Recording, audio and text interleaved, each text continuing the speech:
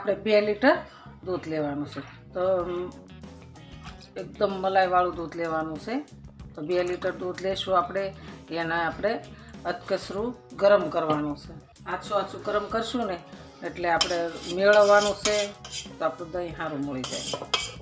આંગળી બોળાય ને એવું ગરમ કરવાનું છે. આંગળી આપણે બોળીને ગરમ ન લાગે ને એવું પાંપળું કરવાનું છે. આપણું દૂધ ગરમ થઈ ગયું છે. બહુ નથી ગરમ કરવાનું, પાંપળું જ કરવાનું છે દૂધને. પાંપળું મતલબ આપણે આંગળી બોળીએ તો આપણને ગરમ ન લાગે એવું દૂધ કરવાનું છે. તો આપણે સરસ થઈ ગયું છે. આપણે ગેસને બંધ કરી દઈશું. તો આપણે દહીં લીધું છે, આપણે દહીં જમાવેલું છે. તો આપણે 2 ચમચી દહીં એડ કરવાનું છે. દહીં એડ કરી અને આપણે એને સરસ હલાવી નાખવાનું. હલાવીને એને આપણે સાંજ સુધી ઢાંકી દેવાનું છે. આપણે આને ઢાંકી દેવાનું છે. આપણે 2 લીટર દૂધ મેળવ્યું હતું તો 5 થી 7 કલાક થઈ ગઈ છે. તો આપણું દહીં સરસ તૈયાર થઈ ગયું છે. એકદમ સરસ આપણું દહીં તૈયાર થઈ ગયું છે. બટકા પડે એવું દહીં સરસ બની ગયું છે. તો આપણે આ દહીંને હવે શ્રીખંડ બનાવવાનું છે. તો હવે આપણે આને એક સાયણીમાં કપડું રાખી અને કાઢી લેવાનું છે. આપણે આમાં એક આછું કપડું લેશું. આછો દુપટ્ટો હોય ને એવું લઈ લેવાનું. એની અંદર આપણે આ દહીંને એડ કરવાનું છે. આ દહીં બધું એડ કરી દઈશું. એકદમ જામીને આપણે સરસ થઈ ગયું છે દહીં. તો બધું દહીં અંદર એડ કરી દઈશું. પછી આપણે એને શેડા ભેગા કરી લેવાના છે. ભેગા કરી અને આપણે સરસ બાંધી લેવાનું છે. આ દુપટ્ટાનો શેડો હોય ને એવડો જ આપણે બાંધી લેવાનો છે.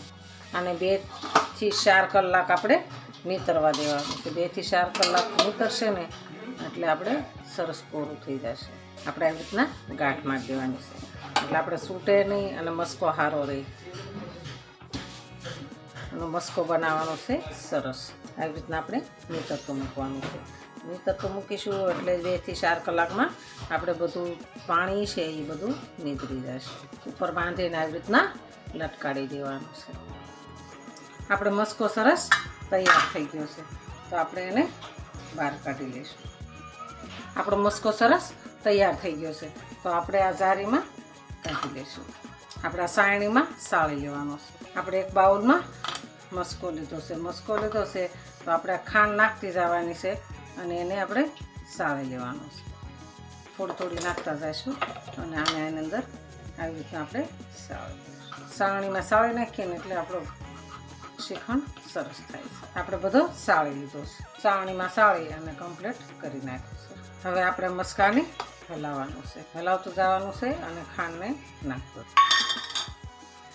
આપણે એલચીનો પાવડર ફ્લાવર માટે નાખશું. એલચીથી સ્વાદ સારો આવે છે. આપણે આ મિલ્ક પાવડર લઈશું. આપણે 1 પેકેટ અંદર એડ કરીશું. આપણે બધું મિક્સ કરી દેવાનું. આપણે એની અંદર રોટી ફૂટી એડ કરીશું. આપણો શ્રીખંડ સરસ તૈયાર છે. તો હાલો ખાવા. જો અમારો વિડીયો ગમે તો લાઈક, શેર અને સબસ્ક્રાઈબ કરી દેજો. રાધે રાધે.